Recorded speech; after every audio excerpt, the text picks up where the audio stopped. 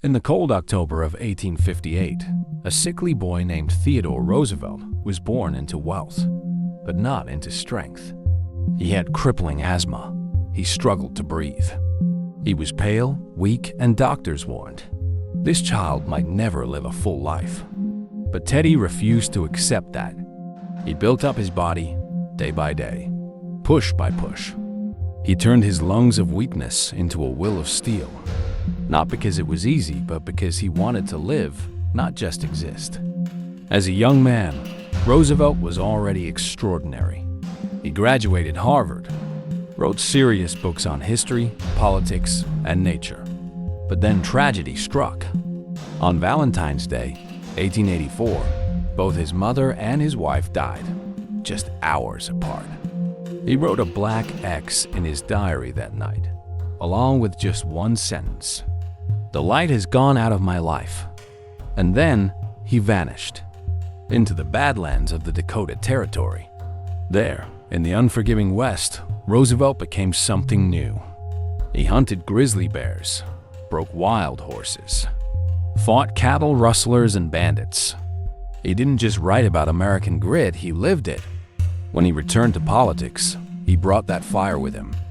He became the police commissioner of New York City, walking the streets at night, exposing corruption with his own eyes. He reformed the Navy, fought for the common worker. And when the Spanish-American War broke out, he didn't stay behind a desk. He resigned from his post, raised a volunteer regiment, the legendary Rough Riders, and led them on horseback under fire-up San Juan Hill. When others ducked, he charged. When he returned, he was a hero. At just 42 years old, he became the youngest president in U.S. history. But Roosevelt didn't play it safe.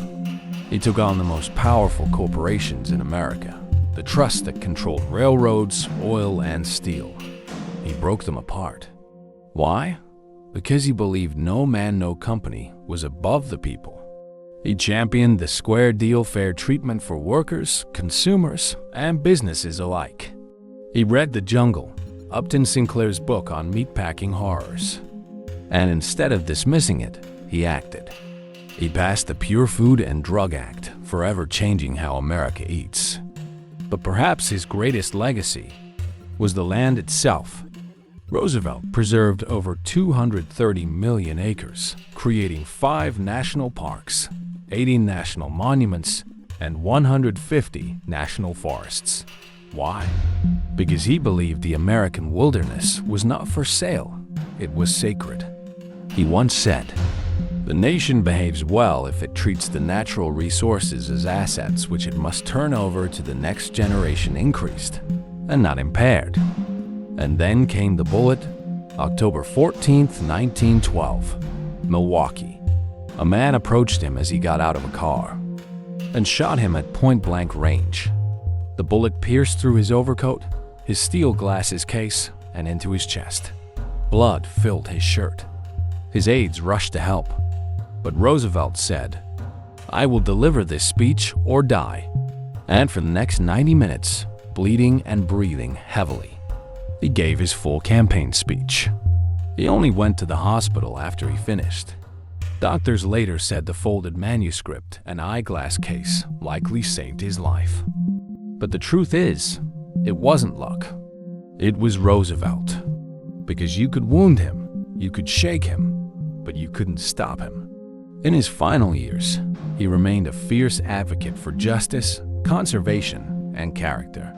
He believed in duty over comfort, action over fear, and truth over power. When he died in 1919, a political rival said, "Death had to take Roosevelt sleeping, for if he had been awake, there would have been a fight." This wasn't just a president.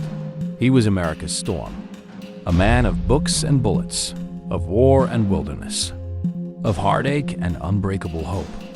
And today, long after his voice has faded, his echo still rides with the wind, through the trees he saved, the parks he protected, and the courage he inspired.